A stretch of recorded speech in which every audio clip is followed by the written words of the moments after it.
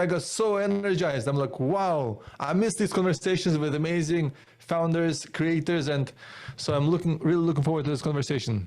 I enjoy talking to you as well. And every time I see you with that hat on, I just want to go to Kyrgyzstan and experience the mountains. I hope you come. I, And I will. Americans don't need a visa to come to Kyrgyzstan Oh, for up to good, two good, good, months. good. Yeah. Yeah. So, Drew, I loved your website. So Thank you. easy to read, single page, and you can like scroll through your biography, and it makes it really interesting to see how much you've jumped around, like different across sectors, across like from public sector, private sector, different private industries. And I would love to hear from your own words. How would you describe yourself? Tell us about yourself. Sure. I'm really glad you enjoyed my website because it was very difficult to create a website that I thought would easily sort of represent all of those different things. Because to your point, yeah, I have done a few different things. So yeah, I grew up in South Texas in a small farm town called Bishop, Texas. And then I came to college at Texas A&M. And honestly, I wouldn't recommend my path exactly. I was kind of immature, rebellious. I did drop out of school. And at that time, when you drop out of college, you have to figure out something to do to make yourself successful. I actually didn't even put on my website that for about 2 years I did real estate, where I was doing sort of creative real estate, buying and selling houses using a lot of owner finance methodology, which was really popular at that time. Yeah, made some money and lost some money within that couple of years, and then ultimately decided to go into the Army, which is where my website starts, the journey. Spent about 5 years in the Army Reserves, a year on active duty. And from there, I figured out that going into the oil field was a good way to make money. I mean, ultimately at that time, I got married before I left the Army. And so I had to figure out a way to make money after I left the Army. So I went into the oil field. And this is a type of environment where you're getting paid for the amount of sort of risk and sacrifice and commitment of your lifestyle when you're sort of living on these drilling rigs that are dangerous. It's a lot of hard work. But there was also a lot of computers involved in the type of work that I was doing. So I was able to study those and taught myself to code in the 6 or 7 years that I was working on oil rigs, and then was able to figure out how to make some software that made my job easier when I was working on the oil rigs. And eventually I had enough people around me that had seen the software that I had created that said, hey, you need to just quit your job and sell this software back to the oil companies. So that's what I did. That was my first really big entrepreneurial step. So I did that, sold software back to the oil and gas companies. Really? Yeah. And it was a crazy time. Wow. You were just an oil rig worker. So you were the guy with like gloves on. Oh yeah. Hard hat, big wrenches, oil all over me. Now, I did have a job that allowed me to spend quite a bit of time behind the computers, which was very beneficial. And that was really fortunate that I ended up in that position. So the two roles that I had, which have this characteristic, is MWD and directional driller. That stands for measurements while drilling, and directional drilling is a couple of roles in oil and gas that are really computer heavy. So yeah, that's kind of one of the many sort of blessings that I've had in the journey, was being in that role that allowed me to learn a lot. Wow. Yeah. So I started selling software back to the oil and gas companies for about a year. I had one client. It was all I needed because it was a pretty expensive service. So I was selling back to one single client, and then the price of oil went down dramatically. That client actually stopped drilling. And so I lost my entire revenue stream. And I was just basically a one-man show. I had a couple of employees that were basically interns from Texas A&M. So when that happened, another sort of element of good fortune, I had made some connections that had another software project that they were struggling to get off the ground. And they brought me in on that project to launch another company, and that is called Client Connect. That's a text messaging company for businesses, and it's a web interface. I kind of created a web application for that B2B text message product.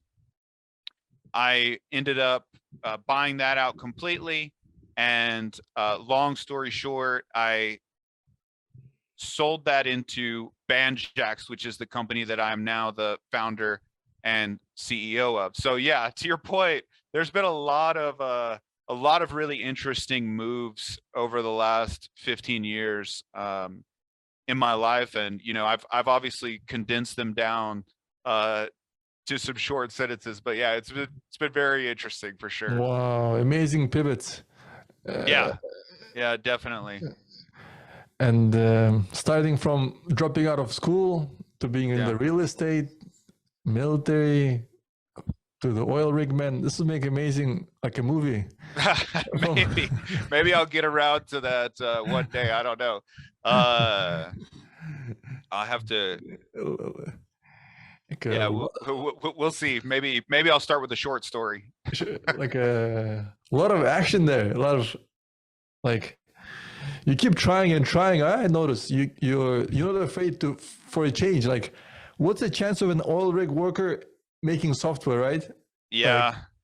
So I will say that there has been a lot of risk, and that is, a common trait among entrepreneurs. But there's also been an absolute ton of investment into growth that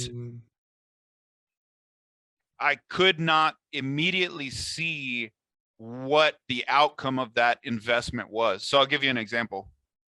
Like I said, I dropped out of college, but when I went to work on the oil rigs, I just ordered all the petroleum engineering books from the University of Texas. Really? Yeah, and I just these books, how textbooks are. They're expensive, from the University of Texas, and they had the best books at the time that I could order online.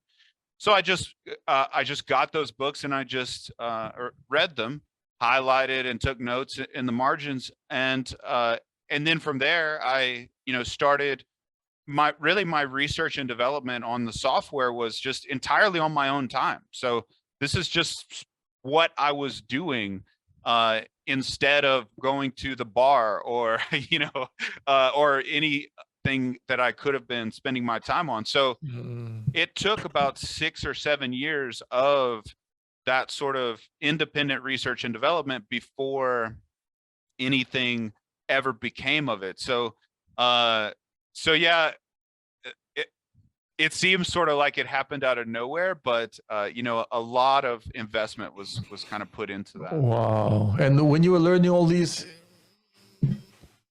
studying all these books, how many books do you think you bought? Not a lot. Maybe like 3. Well, I mean, I definitely go through a ton of books. I mean, I have books all over the place.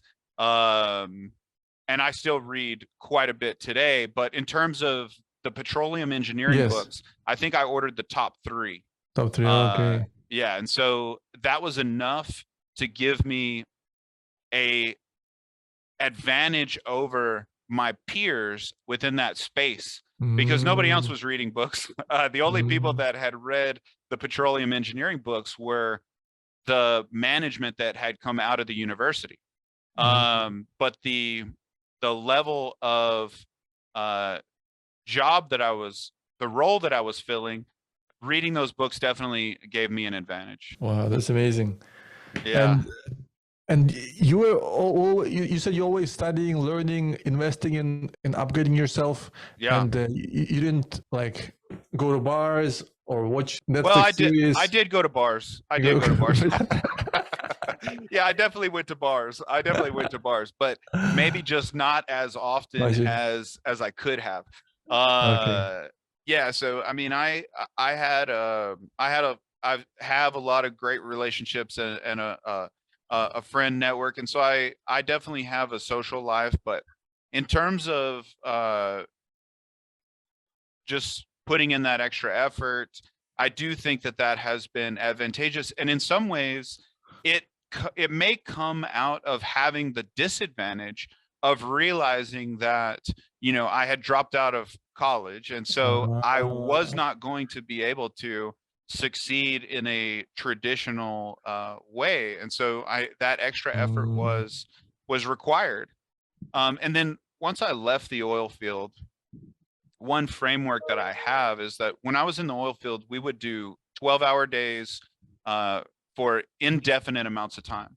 At one period, I did 12 hours a day for 100 straight days.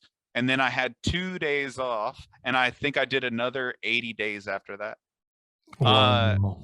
So when I left the oil field, one framework that I keep in mind is that when I have the opportunity to control my own schedule like I do now, I should be willing to work as hard as I was willing to work when someone was forcing me to do it, right? Because I didn't have any choice when I was in the oil field. But now that I have a lot more freedom, I still want to be willing to put in that much time. Now I don't put in that much time because I have other priorities like my family, but I'm capable of it. And should it come down to it, I am willing to if I need to. Wow, that's amazing stamina. 100 days straight, 12-hour shifts. That's and I actually really enjoyed it. And same thing with the Army. Even though some of the experiences were grueling and they were difficult, I actually just really enjoyed it. I enjoyed basic training. I enjoyed all of the difficulty, and I don't know, maybe that's just wow, fascinating. Yeah. And now this all led up to Banjaxed Solutions. Yeah, totally. And I think there's still a lot of interesting things and exciting things to come. It's always something new in business and in Salesforce and in the market. When I first heard about Banjaxed from Josh, I was like immediately like, Banjaxed, why they pick that name, and why Banjaxed, and made me want to go Google it. And when I was talking to you last time, I'm also like, why I'm really curious why Drew pick Banjaxed. And then I was listening to your podcast interview, and there you explain the choice. Like that was the first thing I think you guys explained. I'm like, even the way you pick the name of the company is very unusual, just like your career trajectory. Yeah. So if anyone that's listening doesn't know, Irish people know this because it's an Irish word. Banjaxed, the word, it's basically the Irish version of foobar. It means all messed up or all broken. And working in Salesforce, that sometimes as a consultant, when you work with a client, they feel like their situation, their org, their architecture, whatever the case may be, is Banjaxed. And the name of our company is actually Banjaxed Solutions, which is sort of the solution to a Banjaxed problem. But I'll be honest with you, that wasn't our first choice for the name. We had a different name in mind, and then we weren't able to get, the URL and all the licensing and everything for that name. So then it was me and my business partners. We had just got turned down. Our attorney said, you can't have this other name.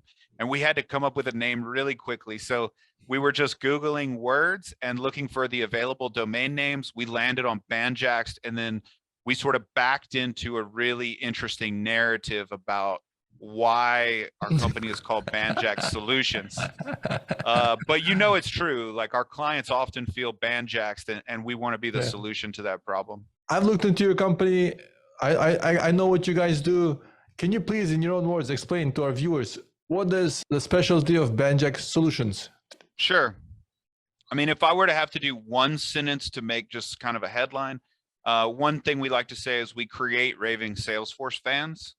And we like to sort of put a positive spin on it because as we mentioned, sometimes companies are not happy or satisfied with their Salesforce org, with their organization. And so we like to create raving Salesforce fans. We like to take people who are not satisfied with their system and make them happy and get their business working the way they want it to.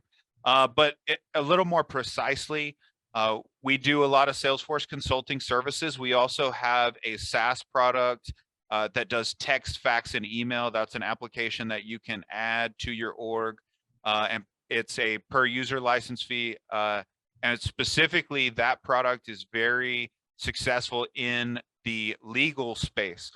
Our biggest partner is a company called Litify. Litify is a case management software for law firms on Salesforce. So we work with a ton of law firms that move to Salesforce that use the Litify package, and those law firms need their org to be customized, and they need to have text, fax, and email built into their org. So that's really the niche that we serve. Wow, that's amazing. And for people who don't know, I think Litify is the biggest legal app on App Exchange, right? I think so. Yeah, I'm pretty sure they're the biggest. And a very successful company. And I think they're doing really well. And it's amazing that your young company is the key partner to the success of Litify. That's the other amazing thing about your company. It's very young. It's less than 3 years old. And already you have accomplished so much. I would have, when I met your team members, I met Josh, Jim, your advocate, outreach person. Oh, yeah. So there's Wesley. Yeah. Wesley's great. And Josh is great too. You thought they had more experience in the Salesforce ecosystem, didn't you? And I thought, wow, is this company sending out two members to go to this conference, spend a couple of days? Man, this company must be huge. It must be like out there for forever. And that was like 6 months ago I met them. And so that must be like around the time you guys were only 2 years old. And I was surprised that you guys are just a very young startup. I mean, it's some of those same characteristics that I've benefited from along my journey, is that it's a lot of taking advantage of the opportunity presented in the moment. And so the moment that presented itself to me 3 years ago was an opportunity where a group of law firms, specifically a group run by an organization out of Louisiana called Dudley DeBosier. The partners of that law firm are James, Chad, and Steve. They are partners of Banjaxed. And so they needed help moving law firms to Salesforce. And for the first year, we didn't even form a company. I just said, hey, let me get in and see if I can help you guys accomplish your goal of moving these law firms to Salesforce. And so during that first year, we made our partnership with Litify. We ended up solving a lot of their problems in how they were going to migrate law firms to Salesforce. We created a data migration application that works really well with Litify. And so that first year, we didn't even create an entity. We didn't create a company. But after we had solved those problems, it was obvious that there was a huge need for the services and the products that we were going to create. So then we actually formed the company.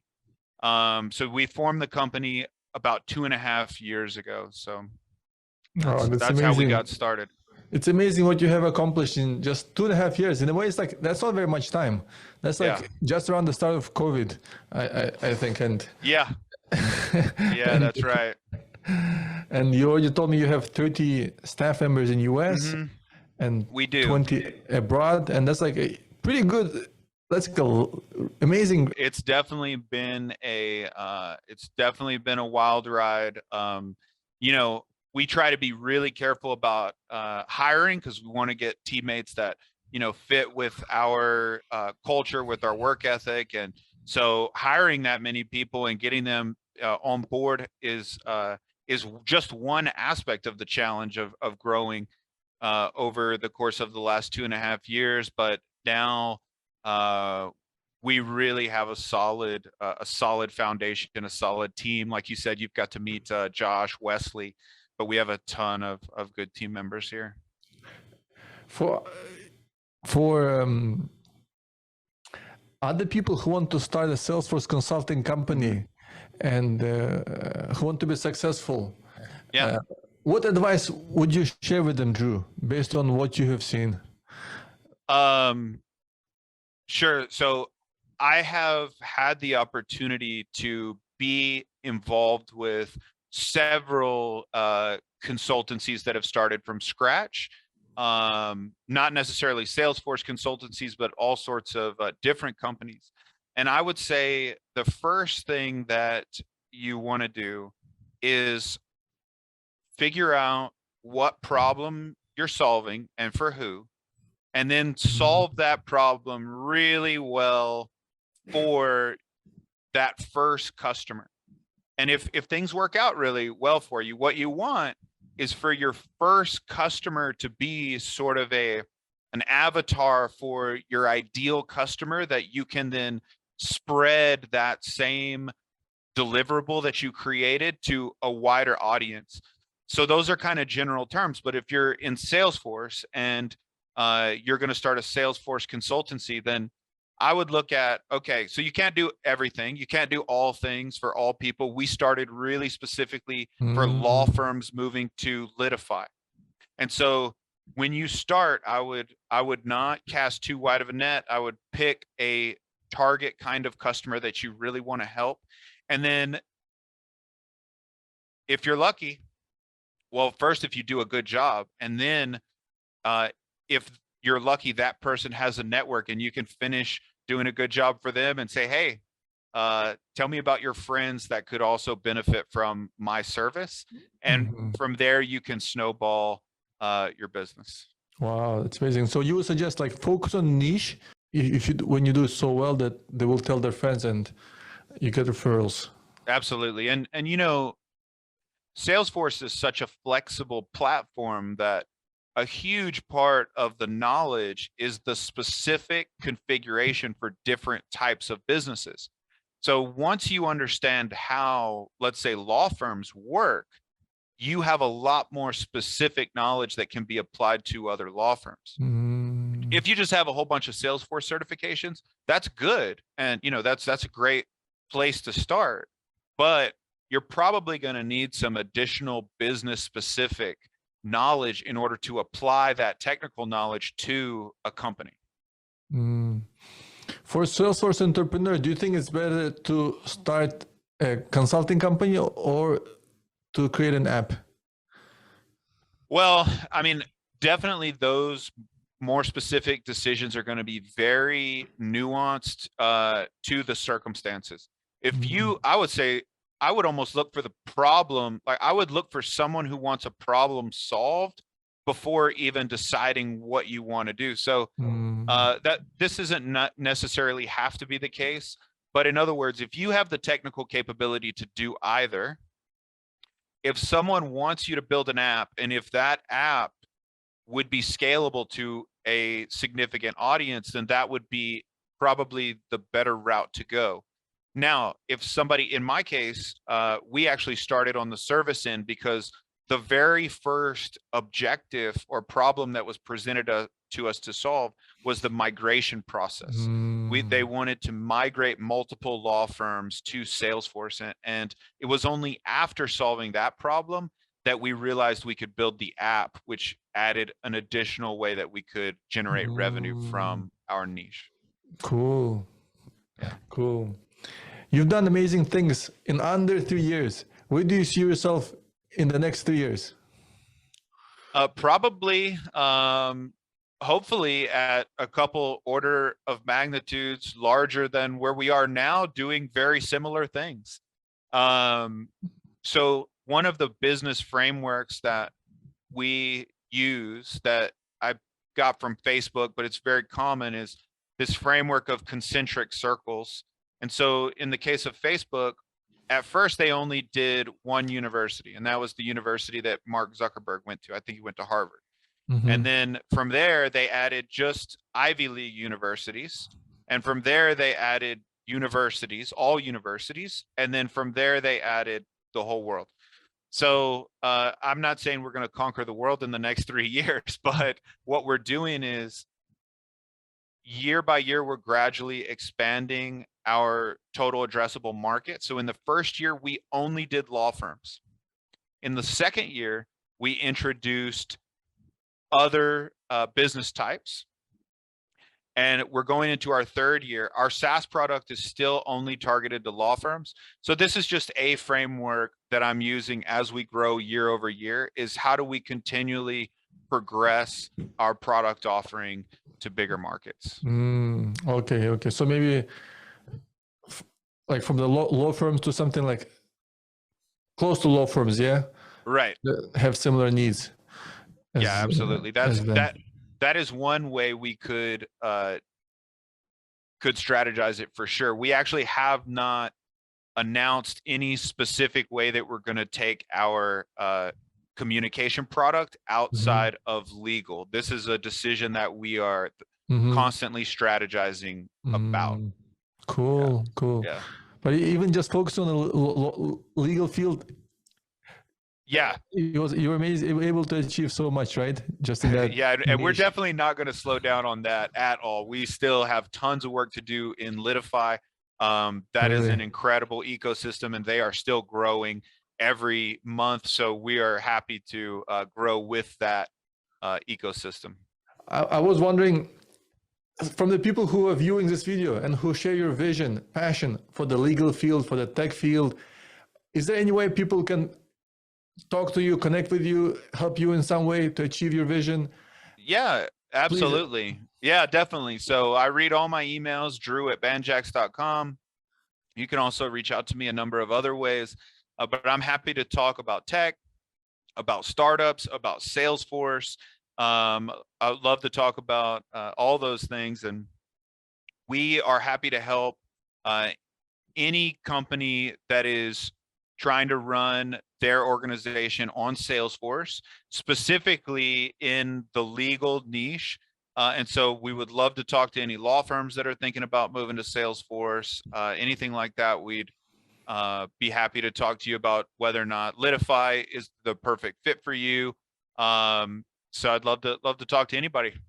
Awesome. I've worked with a couple of law firms for my personal matters, and my customer experience with them has been so difficult. They send me invoices, and when on the invoice I have to indicate what my name is, and then they keep sending me invoices even when I don't have an invoice. Like I'm in their system, and I'm like, man, I wish you were using Salesforce, or I wish you were using some normal software that makes it so easy, so automated. And so I'll know next time. Like I'll suggest them go and implement Litify, and if you need help implementing Litify, talk to Banjaxed Solutions. Sure.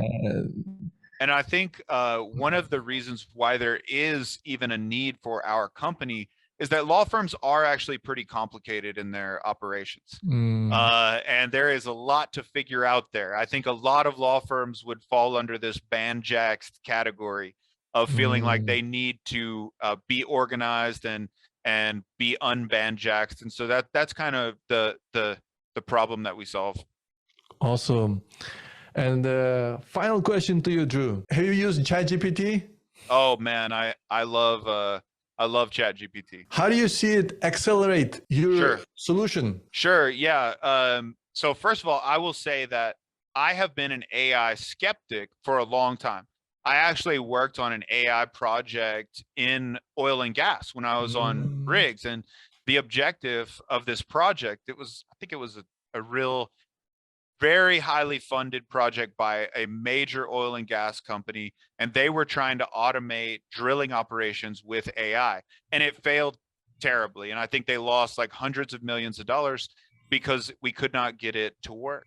And so I've been an AI skeptic, but the day that I use ChatGPT, I realized the impact that, this is going to have. And so we have implemented it across Banjaxed. We've built a lot of our own interfaces with ChatGPT so that we can use it to really multiply our ability to do work. So we're using it as an assistant to write things like Apex code and to do all sorts of things, to write SQL and things like that. So we use it a ton behind the scenes, and I'm really excited about how it's going to impact all of our work.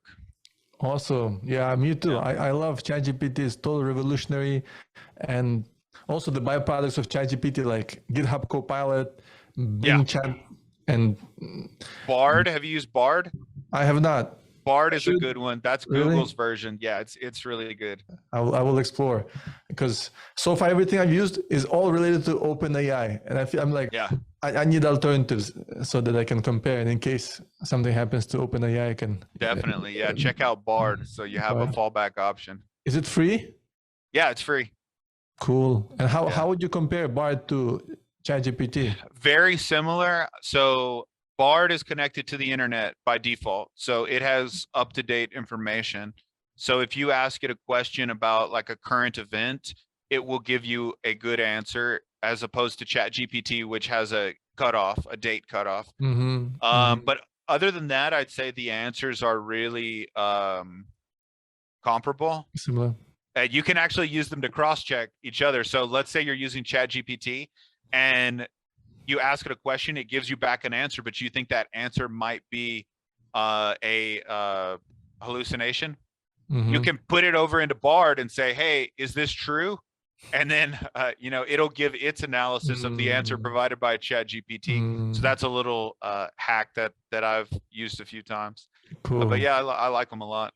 Cool. I will check it out. Thank you so much. Drew, thank you so much for your time.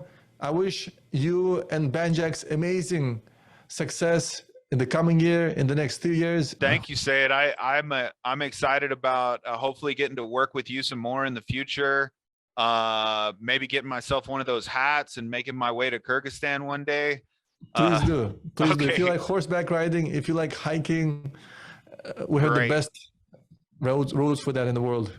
Well, I'll have to practice up on my horseback riding. All right. Thanks, Sayed. Thank you for having me. My pleasure. All right. Bye. All right.